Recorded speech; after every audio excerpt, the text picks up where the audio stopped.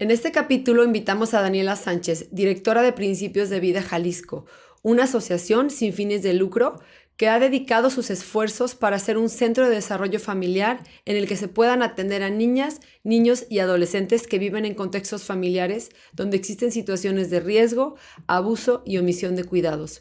Los niños que atienden ahí no van a la escuela. Este centro es su único lugar para aprender, donde hacen amigos, donde conocen materiales diferentes.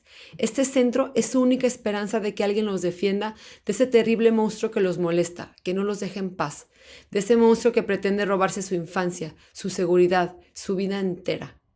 Daniela me sorprendió muchísimo porque siendo muy joven ha decidido asumir la enorme responsabilidad de dirigir un centro que enfrenta una de las problemáticas sociales más graves y delicadas de todos los tiempos. Acompáñame a escuchar este capítulo y si te gusta, por favor compártelo.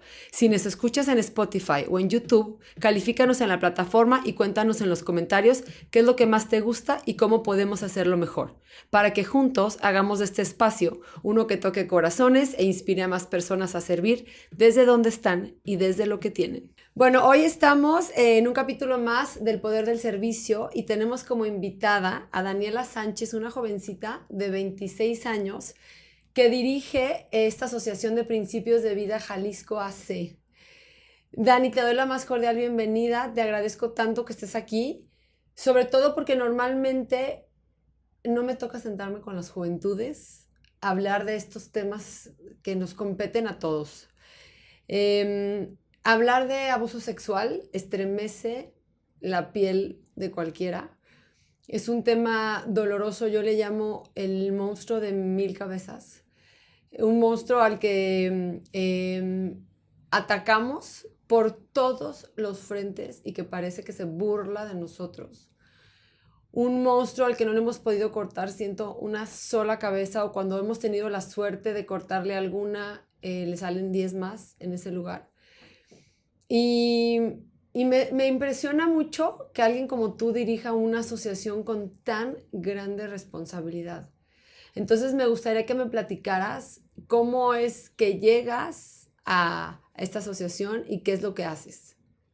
Pues primero, pues muchas gracias por abrirnos el espacio. Pues llego a la asociación como estudiante. Soy licenciada en psicología y creo que una de las virtudes que tiene Principios de Vida es la conexión con universidades. Entonces llego a Principios de Vida en el 2021 como practicante de psicología social de la Universidad de Guadalajara y ahí me dan una chamba que pues para mí es grande, ¿no? Encontrar lugares en donde a los jóvenes nos den un espacio para explotar nuestra creatividad y nuestro potencial. La verdad es que es difícil en la actualidad porque la gente nos tiene miedo de repente, ¿no? Le tiene miedo al cambio, a la innovación y llego a Principios de Vida con una problemática pandémica.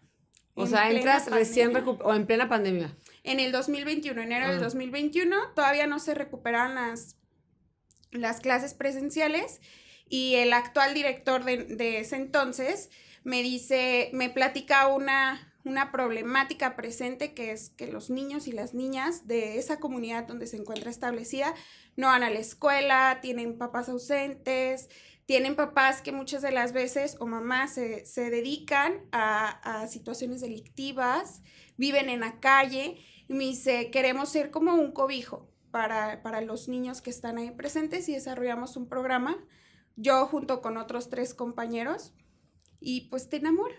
La asociación, la chamba en la asociación civil es abrazante, te abraza muy bonito y pues ahí decido como quedarme, obviamente por temas de universidad, de mi servicio y todo, tengo un periodo como de pausa y regreso en el 2022 ya como tallerista.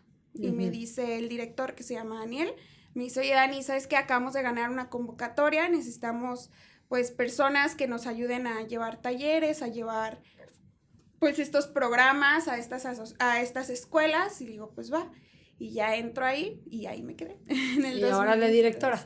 Sí, el 2023 estuve como coordinadora de educación, y aquí en el 2024 pues me quedo más bien como directora de la asociación. Esto que tú hablas de la problemática social que se vive alrededor de donde está ubicada la asociación, es otro monstruo de mil cabezas, ¿no? Yo siempre hablo de estos niños que viven en la desesperanza total y la palabra desesperanza yo la aprendí hace poco, la agregué a mi vocabulario hace poco y entendí que es una palabra larga y muy dolorosa. Y hablar de desesperanza es hablar de donde nada importa ya.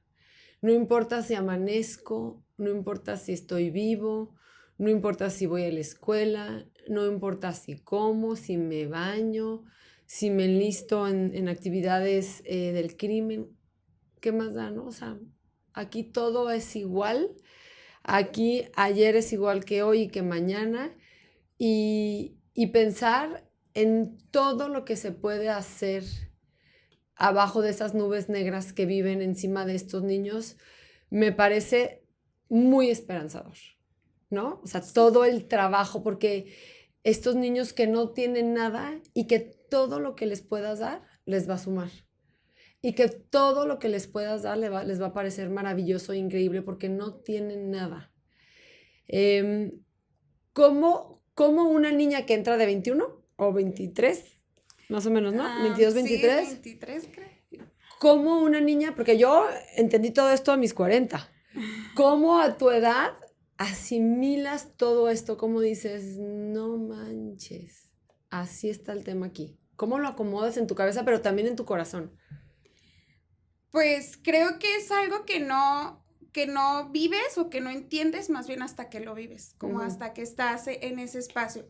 Porque justamente yo soy vecina de esa colonia, ¿no? Yo vivo mm, vecina, pero yo viví en una realidad totalmente diferente. O sea, literal vivo de que 15, 10 cuadras y tú te pones a ver y dices, es una realidad totalmente diferente. Entonces es un proceso de cuestionarte constantemente, pues, en dónde estás pisando y darte cuenta que tu realidad no es la realidad de nadie más, ¿no? ujú. Y creo que a lo mejor va a sonar como romantizado, pero sí es como esta parte en la que llegas y te das cuenta que le puedes quitar el piloto automático a un niño, ¿no? Ujú, Porque ahorita que decías esta parte de la desesperanza, para mí es un piloto automático, ujú, donde los niños dicen, están en una parte en donde esto me tocó, y decir no. O sea, ni siquiera les tienes que decir esto no te toca, sino simplemente abrir un panorama de decir, Voltea tantito voltea tus... tantito y aquí tienes otra oportunidad, y también cobijar y abrazar a esos niños que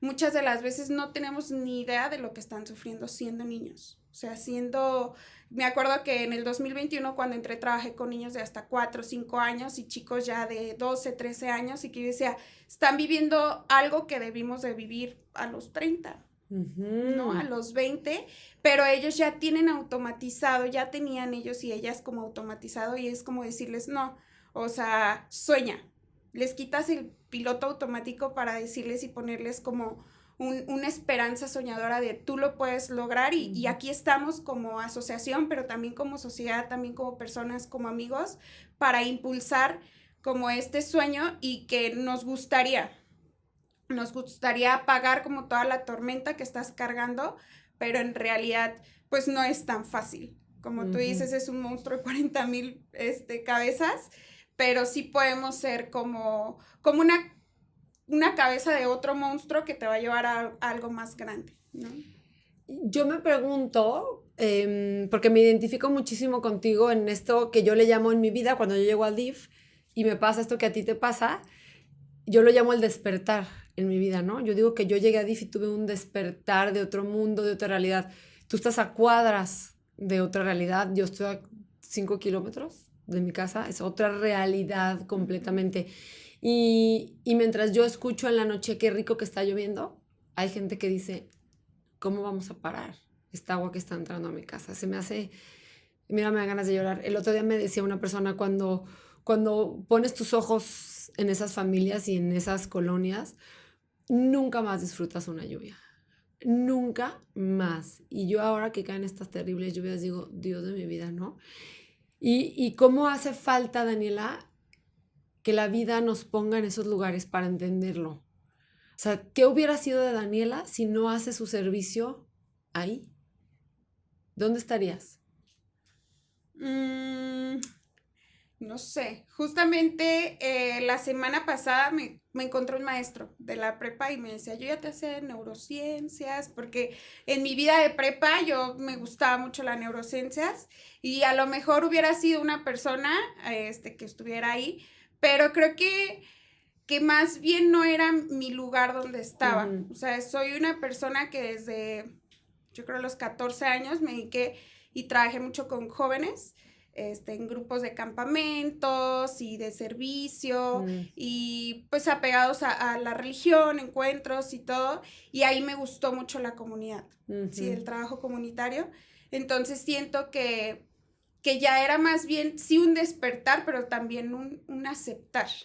Sí, Es decir, acepto esto que ya traigo, pues no determinado, pero que ya con mis años de vida y desde los 14 he ido trabajando y decir, ok, aquí es donde me está diciendo que debo de estar y donde debo de trabajar, ¿no? Y es aceptar también como tu historia, ¿no? mm, Abrazar tu historia, los momentos que vives y pues sí, despertar, ¿no? Hasta cierto punto, como tú lo decías, las diferentes realidades en donde pues a veces las tienes no a 5 o 10 cuadras, sino a un lado y mm. que creo que vivimos en un mundo en donde nos desensibilizamos a las diferentes realidades y tenemos que empezar a vivir más sensibles a todo, que creo que es como la solución de muchas cosas, sensibilizarte al hermano, Ujú. al compañero, a la compañera, a tu patrón incluso, al que te cae mal, al que te cae bien. ¿Dios te puso ahí? Sí, ¿Estás sí, convencida? sí, sí, yo creo que sí, si yo pudiera decir algo, Dios me puso en ese camino. Yo creo que muchas veces me lo dijo y yo decía, al ratito, ¿no? Pero llegó un punto en el que te dijo, no, o sea, tienes que aceptar esta parte de tu vida, donde te he puesto, o sea, constantemente te he puesto caminando y aquí te pongo la oportunidad. Y creo que al terminar la universidad, todos vivimos una crisis vocacional en Mm, donde dices, uy, o sea, ¿para dónde le giro? Intentas varias cosas y al final, tienes como que escuchar más allá de lo que te da el mundo en ujú. general y decir, ok, ¿por qué? ¿Por qué lo digo? Porque a lo mejor estar en una asociación civil no es una chamba fácil. Es lo que te iba a decir, justamente, seguir los caminos de Dios no significa que vayan a ser los caminos más fáciles nunca. Al contrario, ¿no? Me encantan estos memes donde dices que está el dibujito de como me imaginé mi camino y una pradera hermosa, ya sabes, con montaña, río, flores, y como Dios me puso el camino y subes, bajas, pico, piedra, Sí. tormenta, nube negra.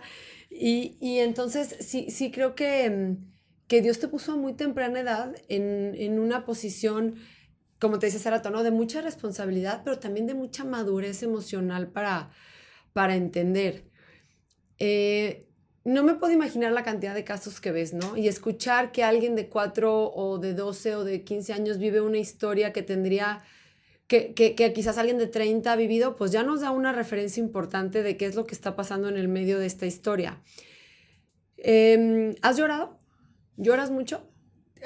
Sí, por naturaleza. Yo lloro mucho, pero sí hay momentos en donde te tocan, o sea, te reflejan, te recuerdan, te ves o te simplemente, pues, te llegan, ¿no? Y decir, diablos, o sea, no, como un impacto que no Ujú. puedes ni creer.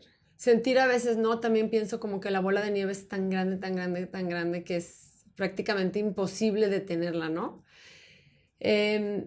Quisiera, bueno, se me vienen muchísimas cosas a la cabeza, pero quisiera abordar el tema central de esto, que es el de las infancias y el del trabajo que ustedes hacen en tema de prevención, detección y cómo abordan los casos de abuso sexual.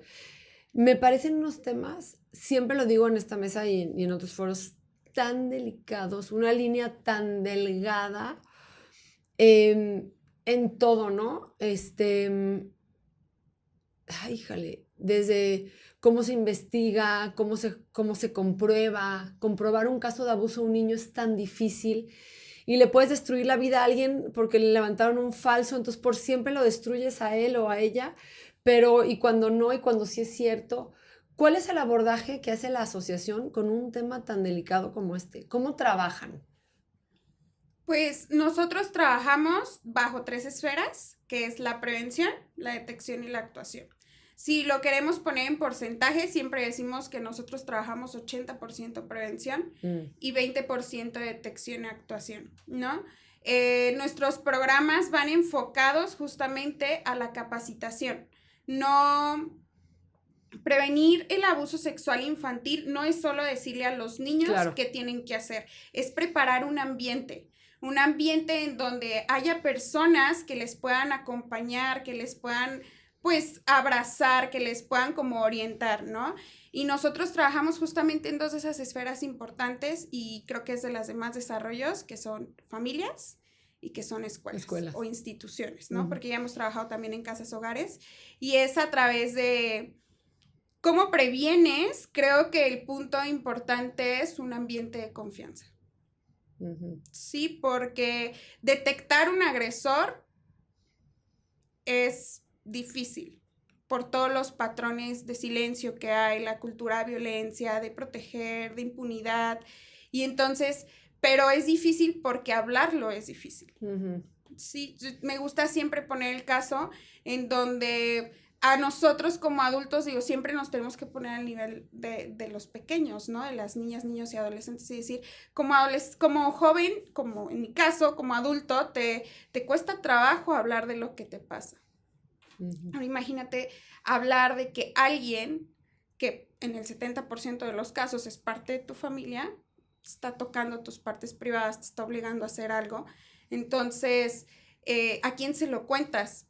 Sí, si tenemos en casa una mamá ausente o una mamá que tiene patrones de crianza con violencia, entonces la prevención creo que va más enfocada a sensibilizar, pero en el sensibilizar, capacitar, ¿no? El darte las herramientas desde nuestro actuar para que acompañes. Y ahora sí, con los niños, una vez que ya tenemos como escuela y familia, pues con los niños abordamos 10 campos formativos que no van solamente de tus partes privadas, es desde identificar cómo te sientes, identificar tus sentidos, identificar tus partes del cuerpo, identificar qué sí te hace sentir bien y qué no te hace sentir bien. ¿Qué violencia? Sí, qué es violencia verbal, qué es violencia psicológica.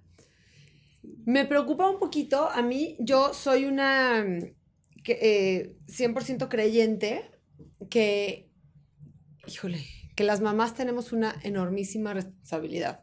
No deslindo a los papás, la verdad es que también los papás, pero las mamás en particular, o sea, donde vive una madre fuerte, donde vive una madre consciente, donde vive una madre empoderada, no hay infancias tan vulneradas, ¿no? Yo cuando hablo de empoderar a una mujer económicamente, siempre digo lo más básico, o sea, déjate todo lo que una mujer va a obtener a su favor cuando la mujer tiene un ingreso. Sus hijos van a comer mejor de entrada, ¿no? O sea, para empezar, la comida que va a llegar a esa mesa va a ser mejor en calidad, mejor en cantidad, y pensar que quienes están educando a los niños son unas madres también rotas, unas madres que han sido vulneradas, unas madres que vivieron omisión de cuidados, unas madres a las que se les taladró en su cabeza infinidad de veces, tú no vales para nada. Y entonces se convierten en mamás después. Y eso es lo que ellas tienen para dar, ¿no? Entonces yo creo que esto que ustedes hacen me parece increíblemente valioso cuando se trabaja con las mamás. Porque si una mamá está rota, pues pedazos va a entregar. ¿Sí me explico? La pedacera de lo que queda de ella, no hay más para dar. Y entonces luego la hija crece igual y es este círculo vicioso que no podemos romper y por eso es tan grande el monstruo. Entonces, ¿cuál es el abordaje que hacen en particular con las madres? Con madres, bueno, nosotros tratamos e incluso cuando vamos a una escuela nos gusta también que vayan padres, ¿no? Ah, buenísimo, claro. Porque también partimos desde la corresponsabilidad y cuando llegamos a una escuela es invítame a todos los que tú quieras, al abuelito, a la hermana, a todo. Sí, a quien tenga para oír. Sí, y justamente creo que es una de las partes más ricas, si a mí me lo preguntas del programa, en donde es muy diferente hablar de conceptos, que sí hablamos de conceptos, pero también del cuestionarnos, del hablar y de tener un momento en el que tenemos oportunidad de retroalimentar las realidades en las que se viven, ¿no? Y con los cuidadores o con las familias nos funciona bastante esta parte de decir, y es algo que yo les digo siempre cuando me paro al frente de un taller, yo no soy la experta en niños, en sus hijos y en sus hijas. Sí, aquí los expertos en sus hijos y en sus hijas son ustedes. Entonces me gusta y nos gusta y siempre procuramos tener un espacio en el que ellos y ellas tengan una oportunidad en donde hablar, ¿no? En decir, oye, ¿sabes qué? Yo traigo este caso, o yo tengo esta duda, o yo tengo como esta parte. Tocamos, por ejemplo, el tema de las crianzas positivas, de la responsabilidad afectiva, de la conexión emocional, que si a mí me lo preguntas, creo que una forma de establecer una relación de confianza con los niños y con las niñas es una conexión emocional. Y muchas de las veces no desde el juicio, lo voy a decir desde el acompañamiento, la vida nos consume tanto, todas las responsabilidades que tú comentabas de tener que alimentar, tener que trabajar, tener que ver, y toda la bomba de responsabilidades que cargan atrás de una persona responsable de cuidado, pues a veces se nos olvida el te amo, el te quiero, el cómo te fue, el qué divertido, ¿no? El acompañar y que crea una barrera. Entonces, cuando vamos a las escuelas, con las familias, creo que es importante empezar a identificar esas pequeñas barreras que poco a poco vamos construyendo y que si las destruimos, nos van a ayudar a entablar una relación más cercana, más de confianza con nuestros niños y con nuestras niñas, ¿no? En el que si el día de mañana están viviendo una situación de cualquier tipo de violencia, sexual o no sexual, sea esa barrera la que no impida, o sea, no exista una barrera que diga, no, oye, mamá no puede, no hay. Y creo que ha sido bastante rico, por ejemplo, con las mamás. Nosotros terminamos nuestro taller y siempre hay como conversatorios aparte, ¿no? Que se nos acercan a nosotros y así. Y creo que el hablar de violencia es importante, y siempre los decimos con los talleres, con los papás o con las mamás, es también responder como a tu historia, ¿no? Como decir, ok, yo viví esto y puedo vivir de otra forma, entonces tengo que responder a esta oportunidad que se me está dando de justamente romper. Tengo que hacerme responsable de mi historia. O sea, sí siento que el trabajo directamente en casa, en papás, es la clave.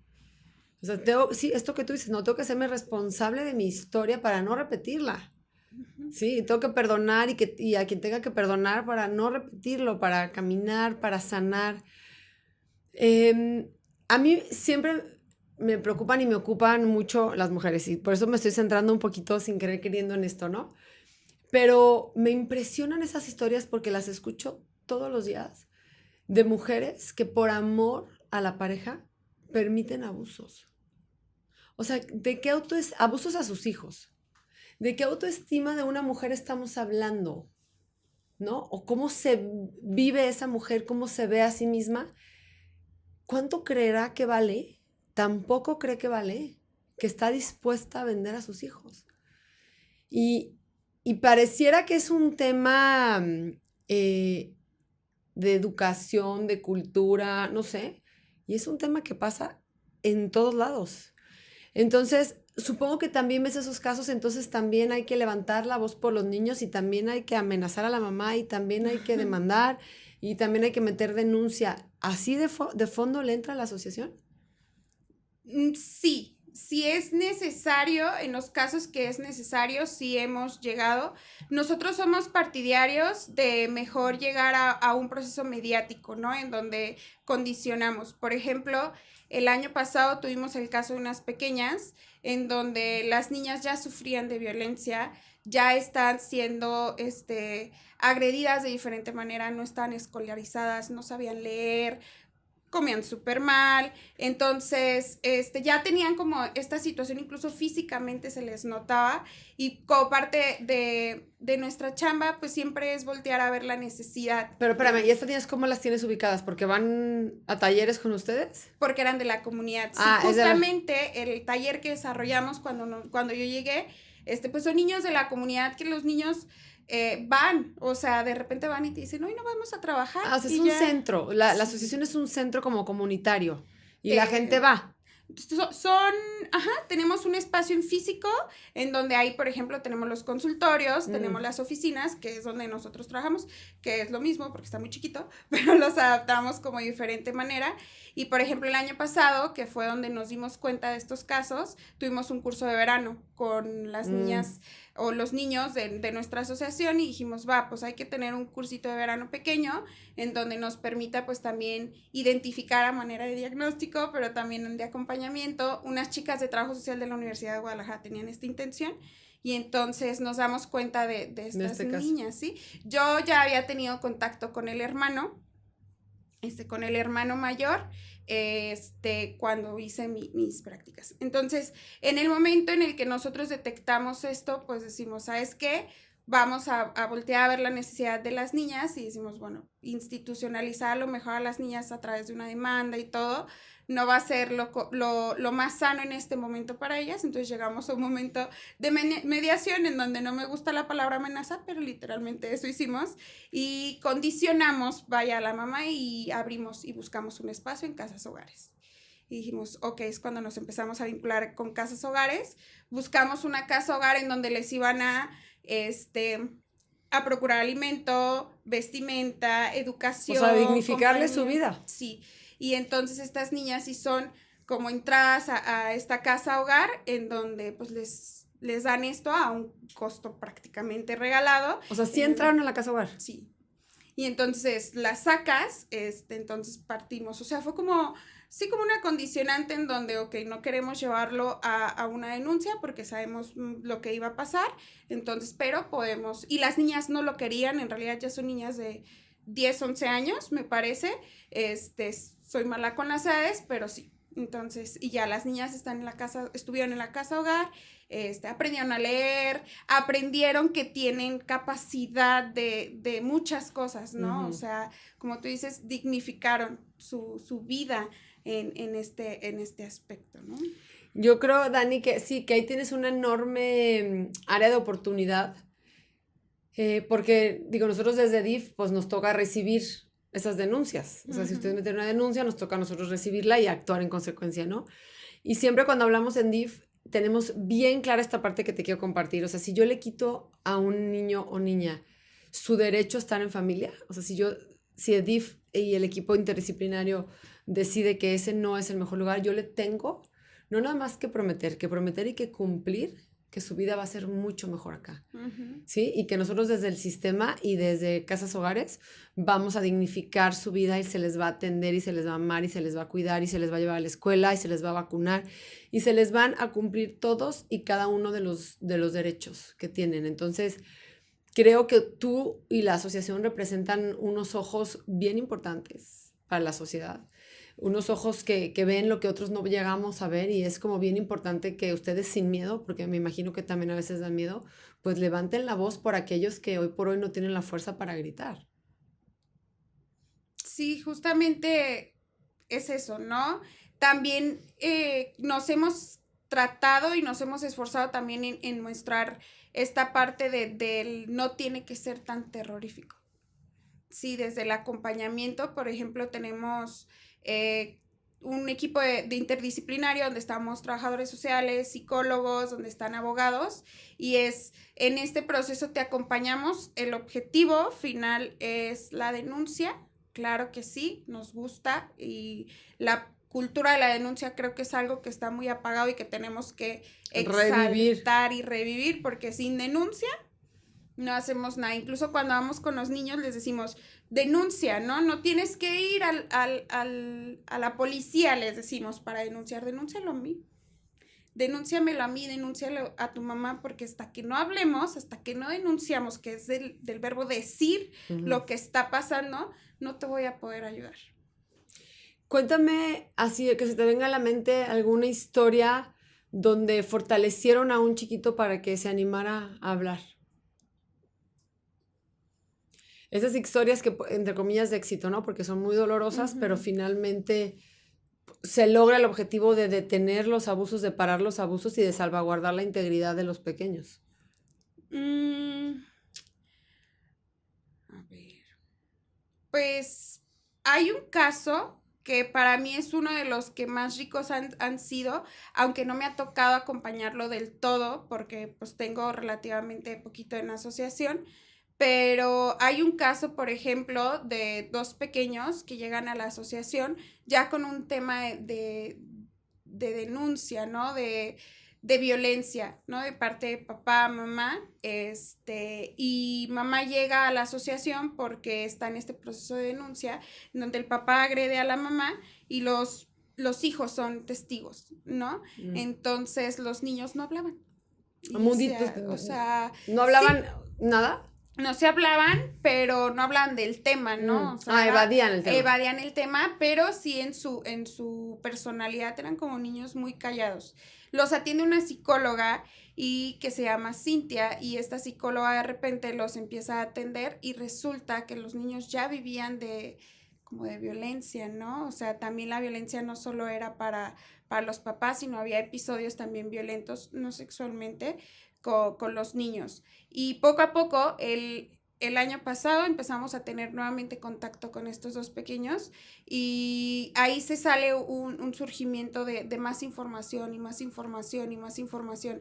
Y creo que es que ha ayudado justamente a llevar este proceso de denuncia en contra del progenitor, ¿no? Del padre. Uh-huh. Y también un acompañamiento a la mamá, porque justamente constantemente nos pasa que mamá llega y se sienta y nos platica y nos dice es que es un lugar rico en donde puedo platicar, ¿no? En donde me siento acompañada y creo que es algo que gusta, ¿no? Justamente el día de Boomerang decían una palabra que digo, o sea, sí se siente así, que decían, no puedes cambiar la vida de todos, pero sí puedes cambiar la vida de alguien.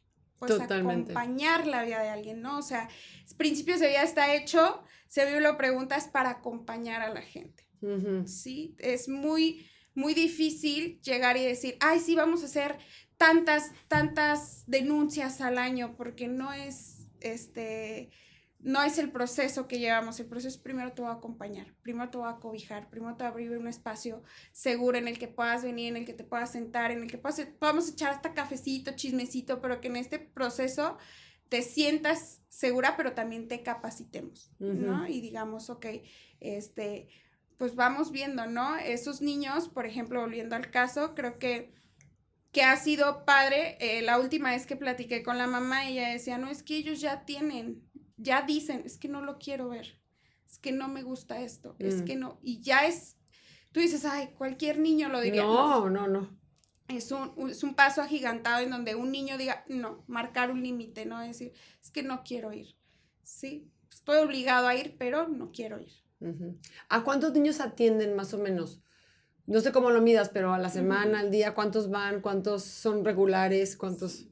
En el área de psicología, de atención psicológica, ahorita tenemos inscritos aproximadamente 20 niños, ¿sí? La verdad es que carecemos de espacio. Si tuviéramos más espacio, tenemos lista de espera. Me imagino. Pues. Sí, tenemos una lista de espera un poquito larga, pero tenemos inscritos, tenemos capacidad actualmente para recibir entre 20 y 25 niños, y pues los talleres, creo que nuestro enfoque principal es los talleres y tenemos un promedio de 4,000 niños y niñas beneficiadas por año. ¡Wow! ¿Entre qué edades? De edad, en su mayoría de edad primaria, de 6 a 12 años. ¿Y dan talleres de regularización y demás? No, el taller de prevención. Lo llevamos a las escuelas y lo intervenimos en estas 3 partes, ¿no? El taller con madres, padres, el taller con cuidadores, docentes, encargados, directivos y el taller con niños y niñas. Y tenemos un aproximado de 4,000 beneficiadas al año. ¿Tú crees que estos esfuerzos que hace la asociación, me gusta pensar que no son esfuerzos aislados, ¿no? O sea, me gusta pensar que la asociación trabaja de manera integral. Entonces, ¿tú crees que con esto que está haciendo la asociación sí le están cortando una cabecita a este monstruo de 1000 cabezas? O sea, te vas a dormir en la noche diciendo, di mi máximo en la asociación, hemos trabajado al máximo de lo que dan nuestras capacidades.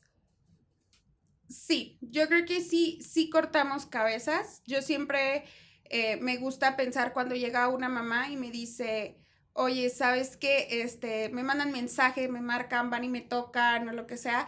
Quiero traerte a mi niño, a mi niña. Y es una cabeza cortada. Ujú.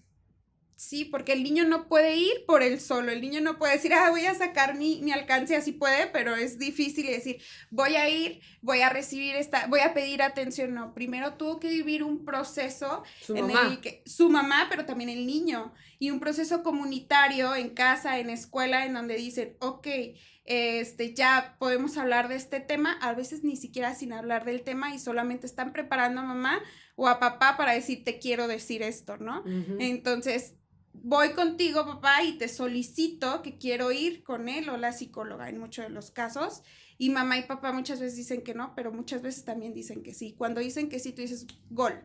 Ujú. No, porque hay muchos papás que dicen que no. O también donde los papás dicen, oye, ¿sabes qué? Yo veo esta situación, entonces recuerdo esta asociación que vino y que nos habló, porque todos los niños que tenemos en la asociación son niños que recuperamos de las escuelas, ¿no? Ujú. Que no nosotros vamos y los buscamos hasta cierto punto, pero sí ellos llegan a nosotros. Si te presentas como asociación y luego ellos llegan. Después del taller, justamente, y que dicen, ok, entonces ahí es donde tú dices, bueno, 20 cabecitas a lo mejor en este periodo, porque es más o menos por trimestre, semestre, dependiendo pues el proceso de cada niño o niña, pero dices, va, o sea, cada escuela vamos recuperando cabecitas, vamos recuperando niños, niñas que pues que tienen y cuando nos sobrepasan como ahorita que tenemos lista de espera, pues buscamos otras asociaciones, ¿no? Y decir, vamos a colaborar, te mando para acá, te derivo para acá, pero pues lo importante es atender esa necesidad que nos está como llegando, ¿no?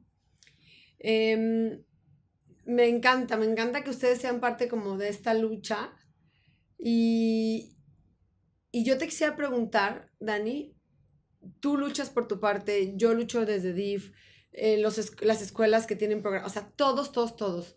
¿Qué crees que esté pasando que no logramos disminuir las estadísticas? Es una pregunta que yo me hago todo el tiempo. O sea, como esta asociación, hay un chorro, ¿no? Que están con talleres, con clases, con clubes, lo que tú quieras. Y sigue pasando. ¿Dónde crees tú que nos ha hecho falta? ¿Dónde estamos en deuda? Yo creo que el proceso de la prevención es un proceso largo, ¿sí? Siempre cuando me dicen es que las estadísticas suben, yo de repente digo, qué chido, porque ya existe, Una estadística. pero la estadística está sesgada por niños que no hablan, por mujeres que deciden callar. Entonces, un aumento en la estadística significa que más niños, que más niñas, que más mujeres, que más personas hablaron. Si lo vemos desde este punto, ¿no? Decir, vamos rompiendo para poder tener la prevención, para poder tener la actuación, primero tenemos que romper el silencio. Y romper el silencio obviamente a veces va a sonar catastrófico porque es, de 2 niños ahora tengo 4, ¿no? Pero la realidad es que esos 4 ya vivían de cierta violencia, pero 2 decidían callarse, ¿no? Y creo que sí nos hace falta, creo que sí hay todavía puntos negros en esta parte de la intervención que nos ha llevado a lo mejor no tener los resultados o el impacto como esperado, ¿no? O el que se necesita, porque no es una situación simple, es una situación emergente, urge como frenarla. Y creo que es desde lo digo como asociación, a lo mejor el aprender a trabajar más colaborativamente, el tener a lo mejor protocolos más establecidos que ya se están haciendo, que ya existen, pero que nos hace falta como unificar a lo mejor criterios para poder lograr tener como un mejor impacto, ¿no? Y también del no medir tus intervenciones de acuerdo a un estándar también. Creo que los programas de prevención, cualquier programa, tiene que medirse de acuerdo a la realidad a donde vas. Me hace todo el sentido este trabajo colaborativo, este trabajo desde todos los frentes. Y hay un punto que también quisiera escuchar tu punto de vista, y hace ratito lo platicaba con mi equipo, ¿qué pasa con quienes violentan?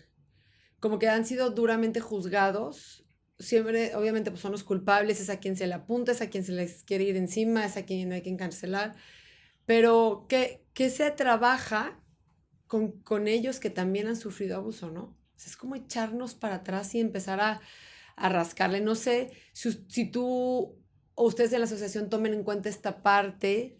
Yo no digo que de victimizar a quien violenta, pero de repente si me detengo un poco y le rasco al caso, digo, él también fue una víctima y hoy por hoy está repitiendo el patrón. ¿Qué piensas de eso? Yo creo que justamente es importante cuando te encuentras con un agresor o con una agresora, primero cuestionar quién es más allá de un agresor o una agresora.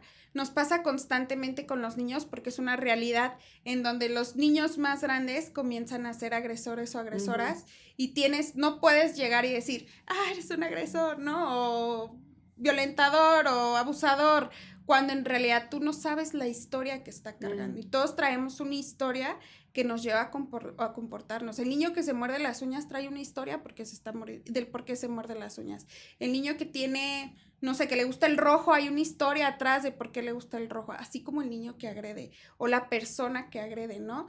Creo que decías algo al inicio, que creo que es muy importante el abrazar la historia es difícil y muchas de las veces preferimos evadirla y repetirla, ¿no? Porque frenar un patrón, cuando me he topado con casos cercanos que me han llegado a mí, donde decía, bueno, tenemos contacto con el agresor, yo no los atiendo, pero los he escuchado, donde hay contacto con el agresor y resulta que el agresor había sido agredido cuando tenía la misma edad de cuando, y así, ¿no? Transgeneracionalmente. Pero es difícil, tú dices, pero ¿por qué no lo dejaste de hacer? Espérate, porque tú no lo dejas de hacer, ¿no? A lo mejor. Entonces creo que es importante en el tema de los agresores y las agresoras no ser tan crueles con ellos, sin antes cuestionar también esta parte del tenemos que voltear a ver que son personas y que no dejan de ser personas y que todas las personas nos equivocamos y probablemente estoy diciendo algo muy funable, pero sí es importante voltear a ver y decir, ok, todos traemos una historia y compartimos y actuamos desde nuestra historia personal y no te voy a aplaudir lo que hiciste, ¿sabes? No te voy a justificar lo que hiciste. Se te va a castigar porque hiciste algo mal, porque eres un adulto probablemente que hiciste con conciencia, pero también te voy a brindar este acompañamiento. Si no me voy a olvidar de tu historia. Te voy a juzgar en tu realidad, en tu acto actual, pero también voy a acompañar, también voy a escuchar tu historia y vamos a tratar de sanarla, ¿no? Y a lo mejor de evitar un patrón repetitivo, ¿no? En donde a lo mejor un agresor serial, ¿no? En muchos, en vez de decir, ay, te castigo y me olvido de que eres una persona con una historia. Sí, creo que ese es un tema clave del que, o sea, al que también se tiene que enfrentar y que se tiene que abordar y creo que también es el más fuerte, porque te vas a enfrentar a adultos, porque te enfrentas con gente que puede amenazar, no sé, ¿no? O sea, siento que ahí es donde hay que cuidar muchísimo. Y yo me imagino, Dani, que no estás sola en esto, ¿no? Que hay un gran equipo detrás de ti.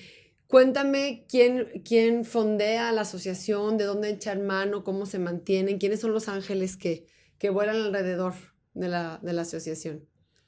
Pues han sido muchos ángeles. Yo creo que, por ejemplo, la asociación surge a raíz de un caso, ¿no? Llega un caso y dicen, en esta comunidad está pasando esto, necesito que nos ayudes, y ahí la presidenta, que es la licenciada Marichuy, dice, va, y empieza una iniciativa y es una red de apoyo bastante fuerte en donde pues tienen como los pioneros, ¿no? Pero, y en este caminar te has encontrado con personas, pues que te acompañan, ¿no? Que te realzan. Actualmente justamente todas las personas que estamos activas o más presentes en la asociación entramos relativamente Hace poco, sí, yo soy la más longeva y entré en el 2021, ¿no? Pero creo que pues siguen un montón de personas atrás de mí que yo todavía sé, oye, Alicia, por ejemplo, Alice, necesito esto, que me apoyes. Y creo que que en el mundo te encuentras, o en nuestro caminar te encuentras muchos ángeles. Por ejemplo, tenemos pues los donatarios, ¿no? Uh-huh. Hay donatarios súper fieles que incluso nos visitan, que dan lo que pueden. Me encanta. Sí, dan lo que pueden, incluso lo que no tienen muchas de las veces, porque apuestan por nosotros, ¿no? Por la actividad, y que dicen, oye, hoy traigo 10 pesos, pero hoy te doy 10 pesos, no hay ningún conflicto al respecto, y sin ellos, pues es importante que sepan que no somos lo que somos ahorita, ¿no? Uh-huh. Con esos 10 pesos, ¿no? Con esos 5 pesos, con esos miles de pesos que nos dan, y pues eso, creo que hemos encontrado mucho cobijo también en fundaciones, en las secretarías que nos apoyan, digo. Estamos en un proceso de reconstruirnos. Después de la pandemia, todo el mundo se tiene que reconstruir, y como asociación también tenemos que voltear a ver y a empezar a capacitarnos nuevamente, ¿no? Profesionalizarnos como asociación civil. Uh-huh. ¿Quién preside? ¿Quién la presidenta? ¿Esta señora que me dijiste? Sí, la licenciada Marichu. Y entonces ella arranca esto a raíz de un caso. Yo siempre me pregunto cómo arrancan las asociaciones, porque normalmente la situación va y te encuentra hasta tu casa, ¿no? Siempre nace de alguien que vivió una situación particular. Entonces ella se entera, no es un caso cercano a ella. Ella es un caso de su comunidad, ¿sí? Alguien cercano a su comunidad, no necesariamente de vivienda, pero alguien conocido, y dice, oye, ¿sabes qué? Me acabo de enterar que en esta comunidad una niña fue agredida sexualmente, ¿no? Fue violada. Le dice, necesito que me ayudes en tu experiencia. Ella en ese momento trabajaba en el DIF, pero va de manera particular, ¿no? Ella trabaja en el DIF, entonces la empezaron a ubicar, y le dice, necesito que me ayudes a abordar esta problemática, y empieza justamente en este trabajo de prevención. Sí, y lleva un programa y empieza a trabajar con la comunidad. Tengo entendido que sí es una persona cercana, no de familiaridad, pero que sí había un conocimiento de ella. Y a partir de ello, ella siempre lo dice, dice, fue una semillita que prendió dentro de mí. Es decir, no la puedo como apagar, no la puedo seguir enterrando.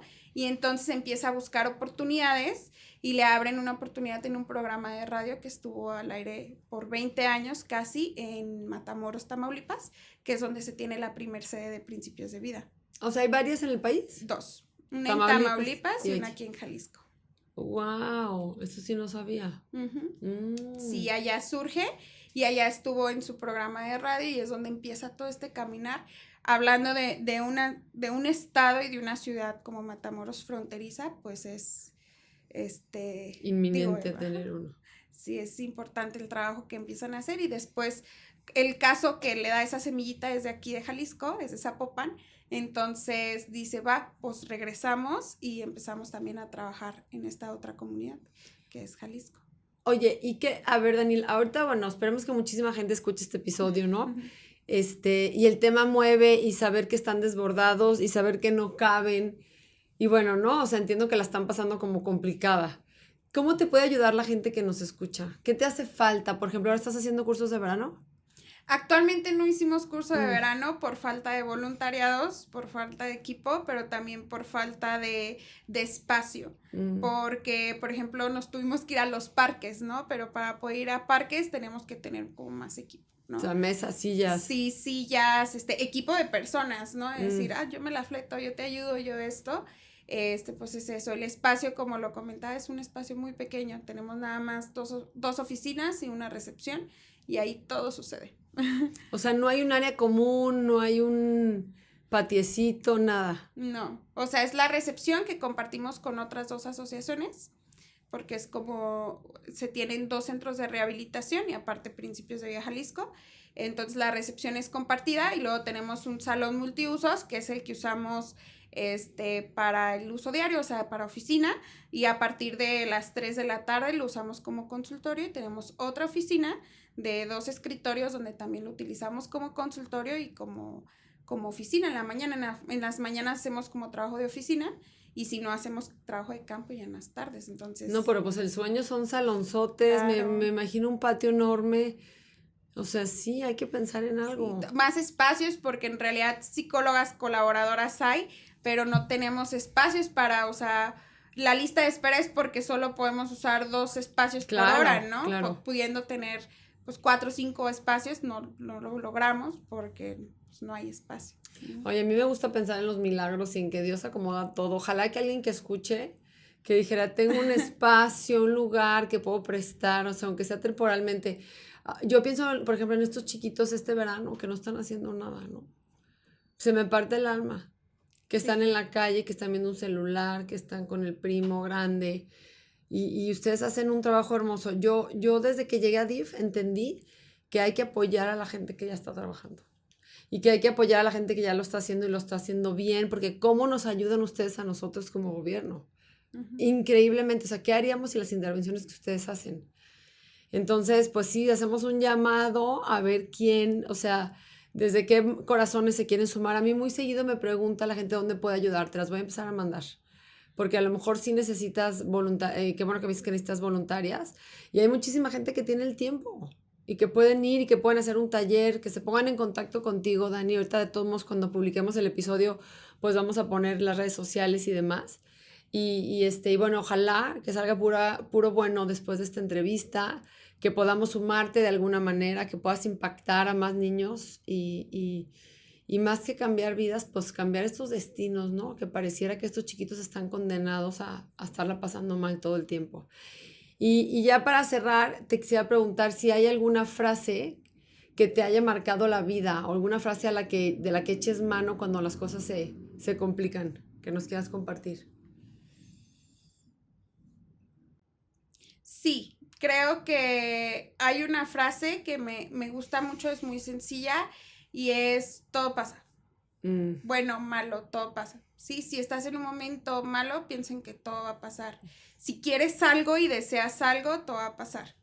Entonces, siempre que estoy en un momento como incluso con los chiquitos o las chiquitas que atiendo individualmente, que digo, todo pasa, pero vamos a trabajar para pasar.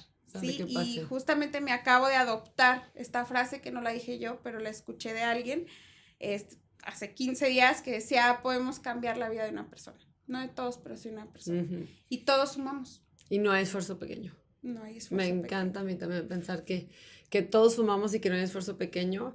Y gracias porque tu esfuerzo es grande.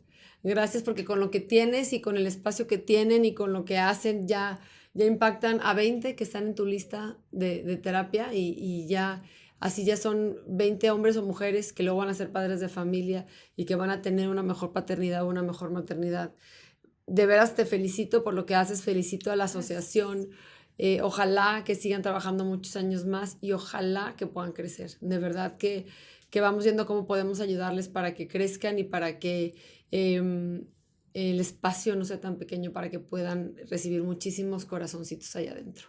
Muchas gracias. Gracias, Dani, por haber venido. Y bueno, les dejamos las redes sociales y toda la información de la asociación para que se sumen a la causa. Muchas gracias. Gracias. Gracias.